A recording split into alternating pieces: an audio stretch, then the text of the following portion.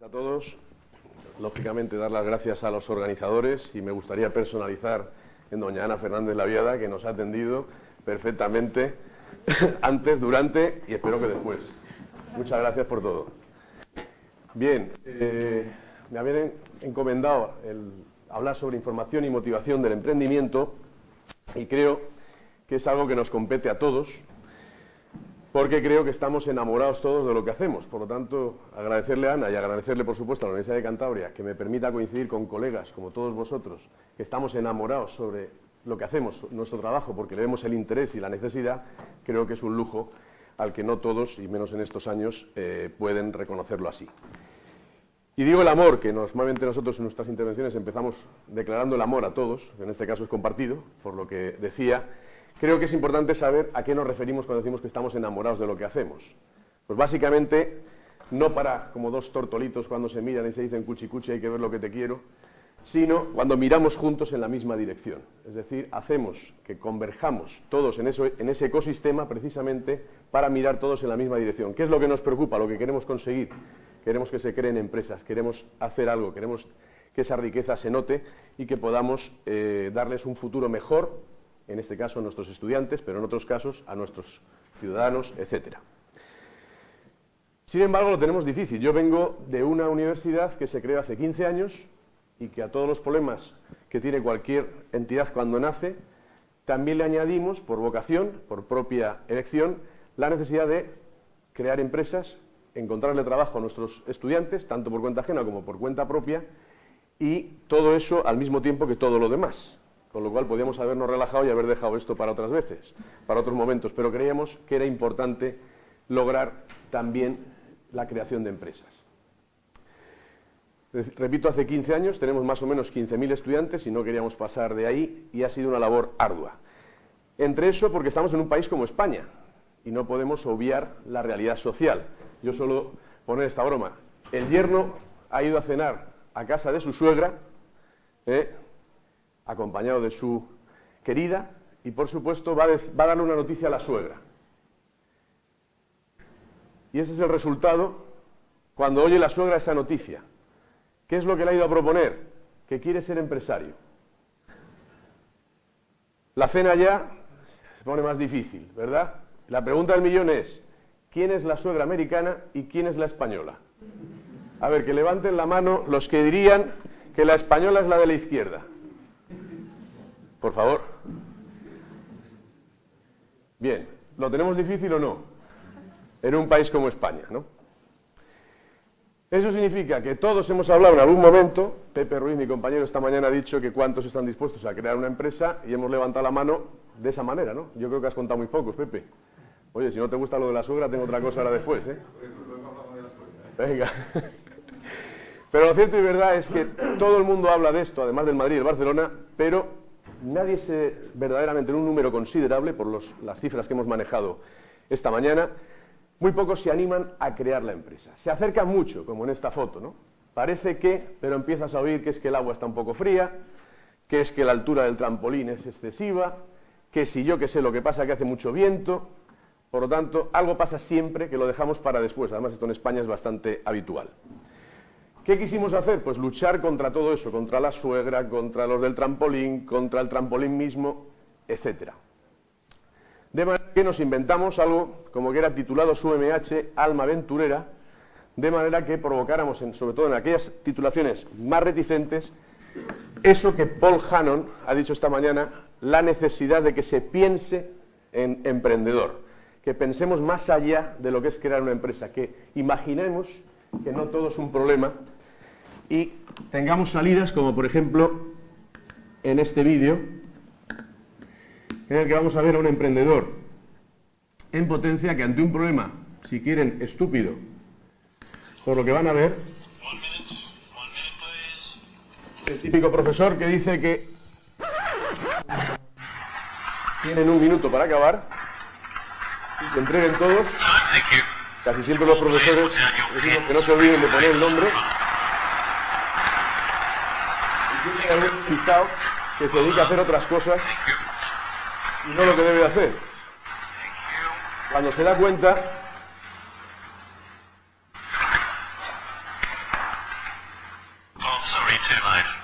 It's too late. Y ahora llega el emprendedor, en el sentido que decía Paul Hannum. Estupendo.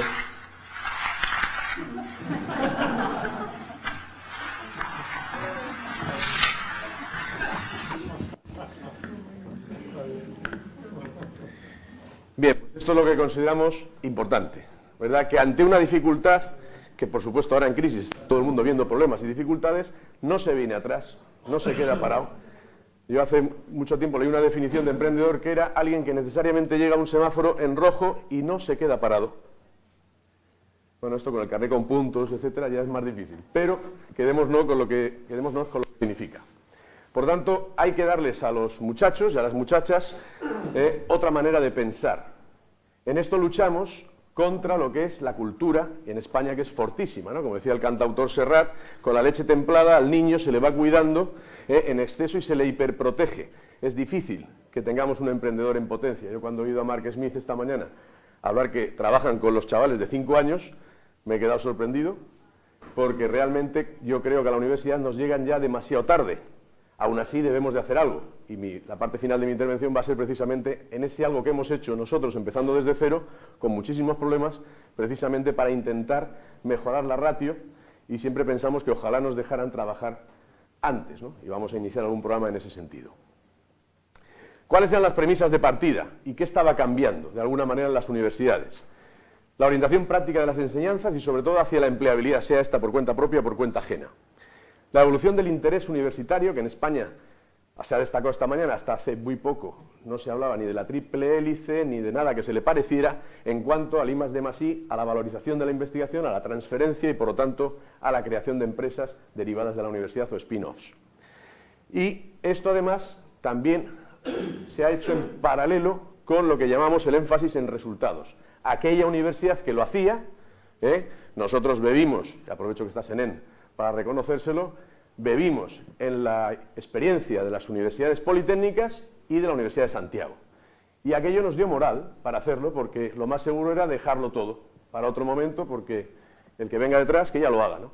Pero creíamos que si otros lo habían hecho, ¿por qué no íbamos a hacerlo nosotros? Y además era un plus en cuanto al prestigio de la universidad, a la satisfacción y, en definitiva, algo que era interesante, sobre todo para una universidad que se estaba creando. Por tanto, el objetivo que nos planteamos básicamente hacia el año 99 fue animar a más y mejores emprendedores de la universidad a que consideraran la opción de crear una empresa. No solo estudiantes, por supuesto también profesores, para que fueran auténticas spin-offs. A que consideraran la opción. Y la estrategia fue motivarles, capacitarles y el apoyo integral a los emprendedores. Nada diferentes a lo que han contado esta mañana los colegas que yo no conocía, con sus experiencias como Paul, como Marc, como Manuel Fuertes y los otros casos que hemos visto, todos ellos muy interesantes. ¿Cuáles son los objetivos que nos planteamos en aquel momento? En primer lugar, detectar proyectos empresariales que no sabíamos que existían y que estaban ahí y, por lo tanto, con un pequeño empuje podían ver su realidad. En segundo lugar, diagnosticar la actitud emprendedora, precisamente para trabajar con los colectivos más proclives a ello y para que nos dieran un input de cuál podía ser las actuaciones más eficaces para lograr nuestro objetivo. En tercer lugar, aunque la moda era crear empresas de base tecnológica y spin-offs, nosotros no renunciamos a cualquier tipo de empresa, hasta las peluquerías, por poner una cosa muy mundana, ¿no? Y muy común. ¿Por qué no? Seguramente garantizaríamos que el pelo se iba a lavar a la temperatura exacta a la que podía ser liberado el jabón o logrado la mejor de las apariencias y colores. Facilitar la inserción profesional por la vía del autoempleo, que era muy baja, y también nos parece interesante, pero en general fomentar el espíritu emprendedor en los colectivos que hemos dicho y divulgar valores de la innovación. Precisamente porque si alguien va a crear una empresa, se supone que hará algo diferente a lo que hace. Cambiará su modelo productivo, cambiará la manera en que lo hace, aportará un valor añadido y, si es de la universidad, valorizará el conocimiento, pondrá en valor aquello que ha aprendido, lo cual nos llenará de orgullo a todos. De esa manera, ¿qué termina pasando? Se afloran vocaciones empresariales. Algunas son determinantes e individuales y otras no, pero colaboran en equipos, en cuasi empresas, en junior empresas, como decía Rafael Pellegrín, o en cualquier otra cosa que se le parezca. Lo importante es que estemos en ello. Bien, esto es lo que podríamos llamar, y en muchísimos casos existe, un programa de emprendedores universitarios. Yo voy a destacar de todo eso, que son cosas absolutamente lógicas, la tercera: tener un club de emprendedores para que hablen entre ellos, porque en muchas ocasiones podremos encontrar clientes y proveedores de un mismo sector. Segundo, el club de consultores. Tenemos un programa por el cual las mejores consultoras que operan en nuestra zona de influencia asesoran gratuitamente a los emprendedores. Estamos hablando de los Garrigues, Quatre Casas, Deloitte, Andersen Consulting, ese tipo de asesores que en temas legales, en temas tecnológicos, en temas comerciales, en temas informáticos, en temas de comunicaciones, eso que se llama la primera consulta, que normalmente tira para atrás a mucha gente, esa consulta es gratuita y por los mejores. Evidentemente, en el convenio que hemos hecho con ellos, le van a decir la verdad, la realidad, por muy cruda que sea.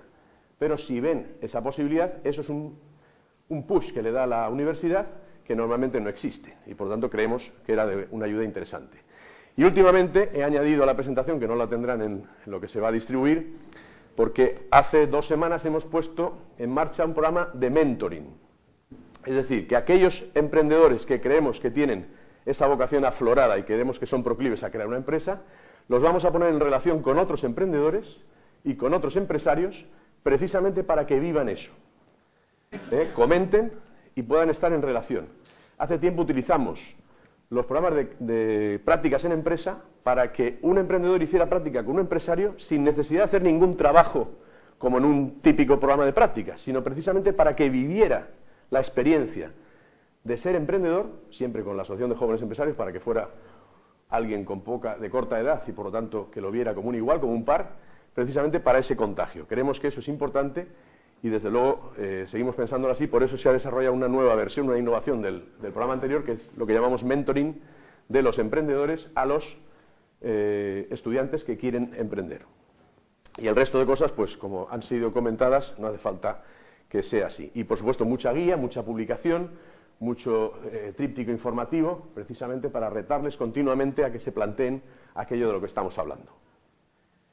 ¿Por qué? Porque hemos encontrado no solo la barrera cultural, porque normalmente se alude que ¿por qué no creas una empresa? Cuando la típica pregunta en un cuestionario, porque no tengo dinero para crearla. Pero el cuestionario a continuación, como ya dice que no tiene dinero, no lo va a crear, no le pregunta, ¿pero tú tenías un proyecto? ¿Pero tú habías estudiado algo como para analizar que ese proyecto que tenías podía ser interesante? Ya no se lo plantean. Como no tengo dinero, no. Cuando los empresarios hacen justo lo contrario, ¿verdad? Por lo tanto, las barreras financieras, aunque es el factor que se aduce, normalmente no es el importante, sino que son las barreras culturales, lo de la suegra que decíamos para entendernos, las barreras legales y las barreras institucionales. Por ejemplo, las barreras culturales, pues en un país como el nuestro, la débil cultura emprendedora, bueno, todos absolutamente lógicos. La falta de relación universidad-empresa en la práctica, la valorización, la falsa de sensibilidad académica para ver oportunidades fuera de lo normal, las legales e institucionales, que aún seguimos con el famoso decreto que aún no termina y está, ya el 2007 fue un adelanto, pero aún estamos, que falta definir muchísimas cosas de ese decreto. Las financieras, que también están al orden del día, y otras que normalmente no se puntúan tanto, no se enfatizan tanto en un cuestionario, pero que son muy importantes, que es todo aquello que podemos darle desde las instituciones, como ha destacado Fátima, y que se pone de manifiesto en los días del emprendedor, de acceso a información, a conocimientos, a servicios de apoyo, que en muchas ocasiones es muchísimo trabajo que ya está, que existe, y que los emprendedores no saben que está ahí, más gratis. Hacemos acciones de sensibilización, desde el propio sobre de automatrícula, a jornadas propias de estimulación empresarial, precisamente para que lo vivan con fervor. Les asesoramos en todo lo que tiene que ver, desde el momento cero hasta el momento que dan el paso, y después, en relación con su empresa, como ven ahí. Formación también hacemos, y quiero destacar como es normal que hemos utilizado las cátedras de emprendedores, en este caso de Bancaja, y últimamente con la Fundación Incide, que también agradezco a Ángel Colomina que está aquí, su papel precisamente para poder continuar una labor y una función que es básica, que es poder formar y poder divulgar todos estos valores para que alguien considere la opción de crear una empresa o por lo menos de pensar en ello. Todo lo que es posible aprovechando las TICs lo hacemos. Tenemos hasta un campus emprendedor con otra institución que no le cuesta dinero a la universidad, que es básico su concurso en esto de formación porque es tremendamente efectivo y además eficiente, no nos cuesta un duro, como es el acuerdo que tenemos con los CEIs para todo lo que es la formación básica en un campus emprendedor que tampoco el alumno tiene que desplazarse. Tenemos promociones de premios y de concursos precisamente para que se hable de esto, para que la gente se plantee que exista ese caldo de cultivo y haya una cantera de proyectos, una cantera de emprendedores, una cantera de empresas, accesos a foros de financiación. Y nos inventamos, por aquello de que, no sé si os gusta la cerveza, pero la Mau 5 estrellas está muy rica, y entonces dijimos, ¿y por qué no nos inventamos el emprendedor 5 estrellas? Y lo que hicimos es puntuar, valorar cada una de esas estrellas para ver quién de los emprendedores de la universidad de ese año merecía el título de emprendedor 5 estrellas, teniendo en cuenta cosas como la supervivencia de la empresa creada, los puestos de trabajo creados, la participación en actividades del propio PEU, del programa de emprendedores, es decir, cuando le decimos, ¿por qué no vienes a la universidad? En el mismo sentido que decía Walter Esquivel esta mañana, los antiguos alumnos que han sido emprendedores, que han creado su empresa, son los mejores embajadores para ser creídos con sus pares, porque hace muy poco estaban sentados ahí como los alumnos nuestros en este momento. La cooperación en materia de prácticas o las actividades de difusión de su experiencia. Ahí tenéis los últimos 5 estrellas que, como veis, están satisfechos de que se les reconozca en un acto público y que además luego lo puedan lucir en sus actividades comerciales. Tenemos también un consejo asesor de emprendedores, precisamente para aprovechar las sinergias y las ideas de otras instituciones tipo que están en materia de emprendizaje trabajando con nosotros para que nos den su feedback. Por lo tanto, conocen nuestras iniciativas, promueven la colaboración, elaboran nuevas propuestas, están en los jurados que deciden los premios correspondientes para que se impliquen y elaboramos nuestras normas de funcionamiento. Nuestro programa itinerario es tan sencillo como ven ahí. Si tienes una idea brillante o tienes una idea en definitiva, ven, cuéntanosla, que ya veremos cómo te apoyamos. Incluso, como en estos años pasados, te daremos créditos de libre elección, que es la moneda que para ellos es todavía más valiosa que el euro, sobre todo cuando quieren acabar su carrera.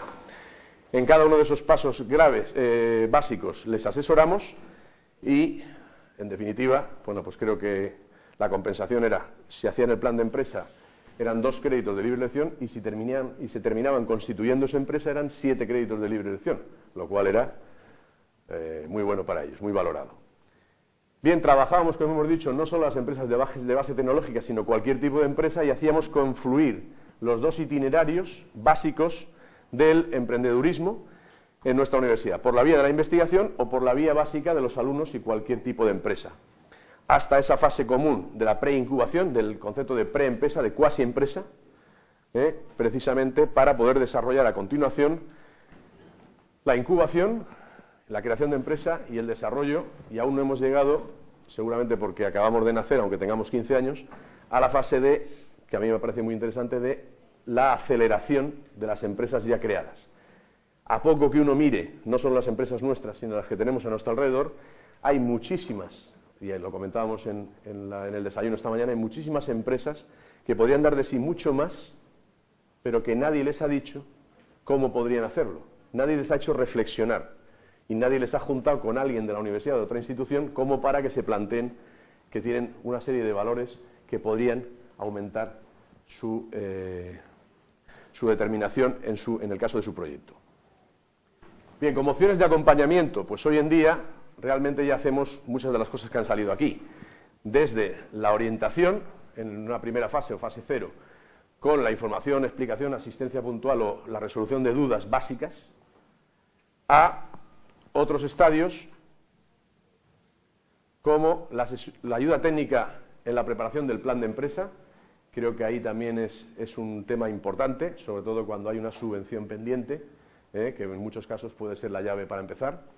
o servicios más avanzados como la elaboración de informes especializados, la ayuda técnica para preparar el plan de empresa, los trámites legales, sobre todo cuando necesitan esos consultores de prestigio que les dan un plus de determinación, y creo que ese es, en muchos casos, más que el consejo técnico, que a lo mejor se repite o sería igual al que le podría dar a alguien de la universidad, pero como se lo ha dicho Garrigues, como se lo ha dicho Cuatro Casas o como se lo ha dicho Deloitte, pues parece que, no digo solo al alumno, al profesor, por ejemplo en un tema de patentes, ¿no? Pues como se lo ha dicho un despacho con cierto nombre, pues eso le da una tranquilidad, ¿no? O la preincubación, como hemos dicho, el ensayo para la puesta en marcha y el asesoramiento, o cuando les hacemos coincidir con lo que llamamos ahí los pasteros, los que tienen pasta, no sé en inglés eso cómo se dice, los que manejan los recursos y que los tienen ociosos en algunos momentos en la cantidad y en la calidad que lo necesitan nuestros emprendedores y que al final se sienten muy a gusto de apoyarles. La formación, lógicamente, con cursos genéricos o bien, como ha sido destacado también en el caso del Tecnológico de Monterrey, cuando ya ves que el emprendedor tiene muchas ganas, entonces ya hay un paso más en la formación, son cursos más especializados y más adecuados a lo que pueda necesitar de gestión o de conocimientos. Y, finalmente, la puesta en marcha de la empresa a bajo coste con el asesoramiento y esos servicios avanzados. El funcionamiento en red, como ha sido destacado también, para nosotros ha sido básico. La universidad no podía tener, y si lo tuviera, no debería ser lógico, habiendo, como en el caso del Día del Emprendedor de la Comunidad Valenciana, hay 300 entidades trabajando sobre el tema en nuestra región. Muchas de esas 300 no tienen sus objetivos cubiertos. Por ejemplo, ¿para qué quiero yo montar un curso de formación en mi universidad si hay otros que no se cubren? Si lo monto en mi universidad me va a costar recursos. Si utilizo cualquiera de los existentes, le hago un favor a la institución, porque le hago cumplir sus objetivos y yo me beneficio de no tener que soportar un coste. Eso significa tener en cuenta a todas esas 300 instituciones, que yo me mareo de pensar que en mi región ha podido llegar a ese número, para saber qué es lo que tienen, cuál es el inventario de servicios útiles para mis emprendedores, que además me significa a mí ahorrarme costes. Y todo ello teniendo en cuenta eso que vemos, esa relación que tenga en cuenta como en un planteamiento de FQM, pues el despliegue, el enfoque, los equilibrios que hagan que esa red funcione en las dos direcciones. A mí, por supuesto, me puede venir bien, pero también a la institución correspondiente le tiene que venir bien. Vamos acabando. Estos son los elementos clave que he tratado de reflejarles en esta exposición rápida que hacemos nosotros desde el principio, desde las acciones de sensibilización. Le damos la vuelta a la rueda y hacemos girar la rueda todo lo que podamos, precisamente para encontrar los resultados que buscamos. Termino con los factores aceleradores en la opinión de nuestra experiencia, que seguramente es menos relevante que las que aquí se han expuesto hoy, pero que después de 10, o mejor dicho, casi 11 años, estamos en condiciones de emitir alguna opinión. En primer lugar, que la universidad se lo crea. Que el rector, no vamos a tener la suerte de tener a SENEN siempre en las universidades, y por lo tanto que el rector se lo crea.